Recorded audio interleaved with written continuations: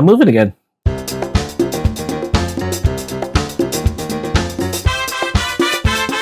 But before we get into where I'm moving to, I want to give you a little bit of a life update of what I've been up to.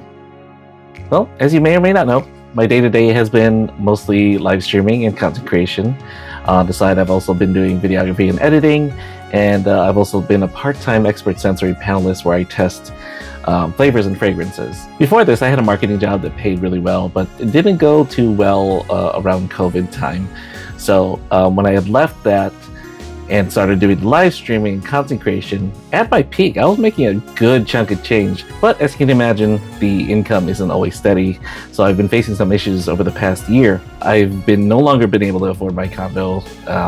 The homeowners association fees have gone up, and I've been trying to find a full-time job in marketing, but it's been really, really hard, what with the layoffs in the Chicagoland area. And a lot of those people that had been laid off and are in the market looking for a job, they have bachelor's degrees, and even though I have many years of experience in marketing, I only have an associate's degree, and it's been kind of tough to break through and stand out in the sea of candidates.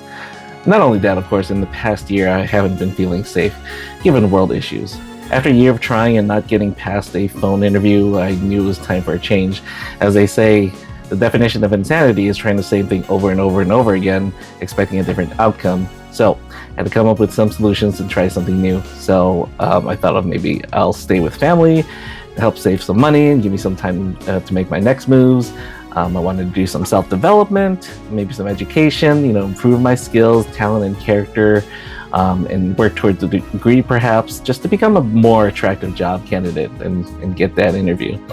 I've also thought about applying to new areas because in the Chicagoland area is very, very saturated with marketing candidates, and so I started to apply to jobs in other states. I've also thought about exploring new industries or industries that I've been a part of, maybe retail or service industry, or even nursing. I was made aware of a program that only takes a year and a half to get into nursing. So there's many ways to go about it, but I knew I had to do something about my issues and make a change. So taking everything into consideration, my goals are to do some self-development, try something new, and take the time to change and improve. So what did I decide? My decision was to try school again and study abroad in Japan.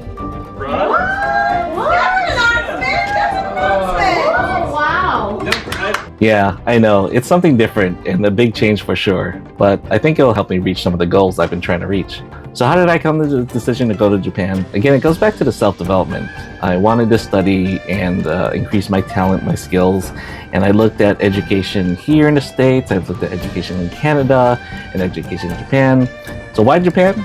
It'll help me with my self-development. I'll live in Japan and study Japanese in an immersive way, which will help me become a more well-rounded international candidate. This will also give me an opportunity to take the time to change and improve.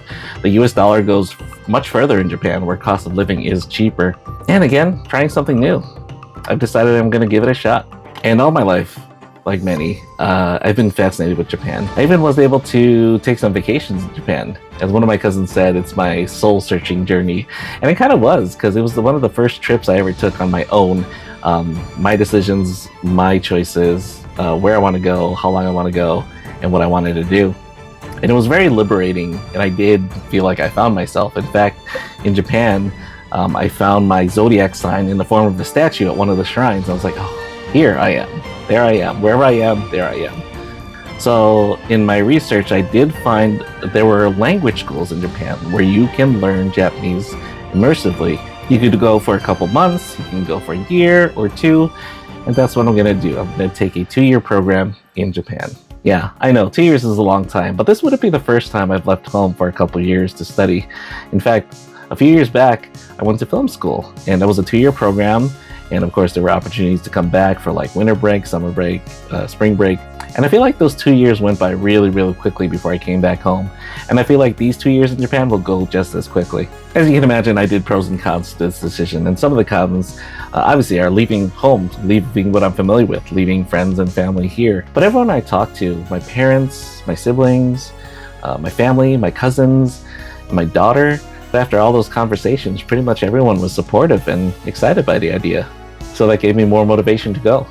But it's not an easy process. There's a lot of things that need to be done to be able to attend a language school in Japan. The application process takes 6 months before the school year because you have to apply for a certificate of eligibility.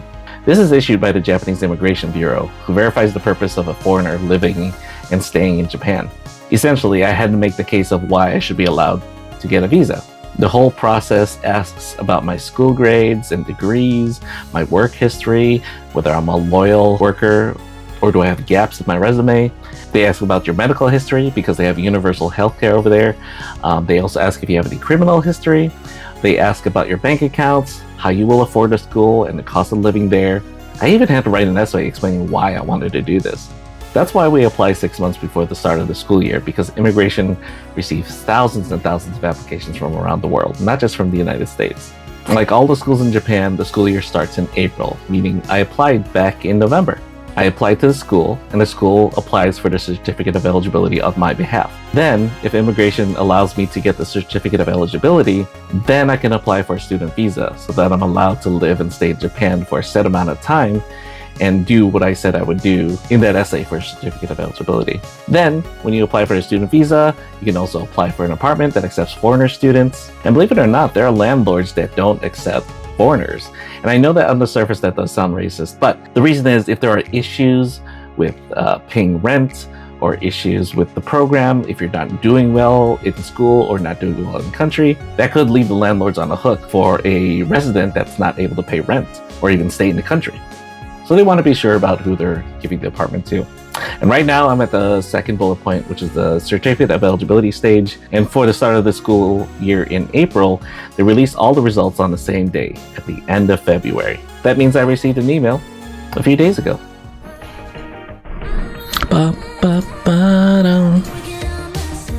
Okay,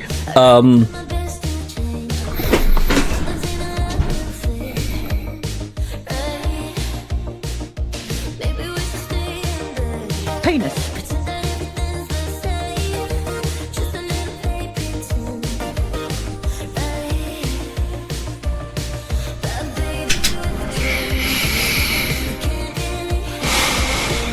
Sorry, I just got an email. Okay, so I hope you know what this is. I did tell my mods. I'll do the official announcement, but since you guys are here and I just got the news, it will be a done deal. All I have to do now is apply for a student visa at the Japanese consulate, which shouldn't take too long.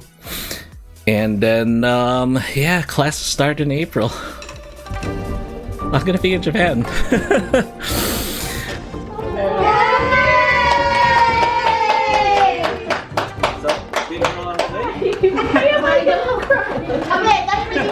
So it's game on. March has been a whirlwind. I applied for my visa. I took a placement test. I'm on the hunt for an apartment right now. I'm trying to finalize my condo sale. I've already bought that one-way ticket to Japan.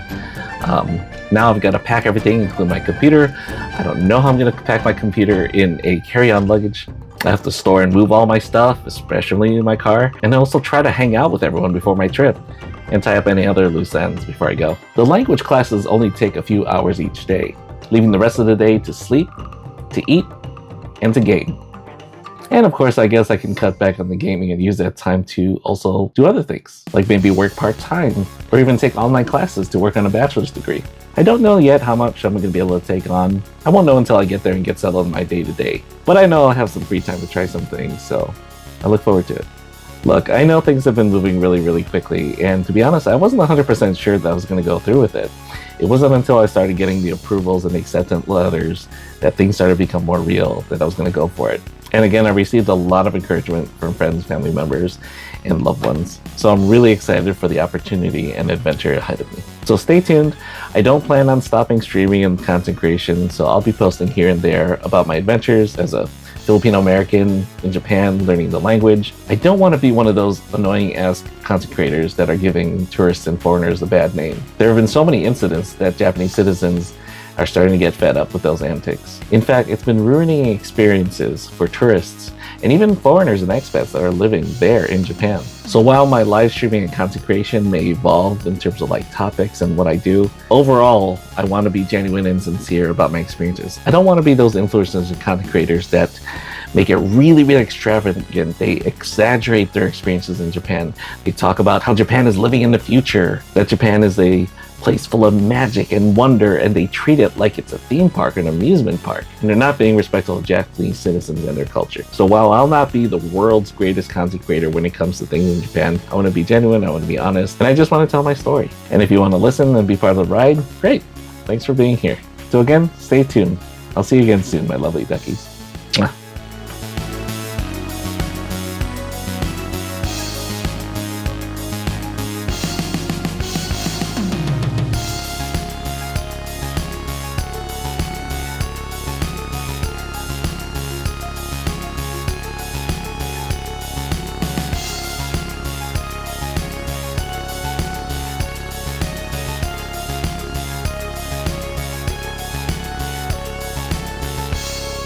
Then, if immigration approves me to receive the certificate of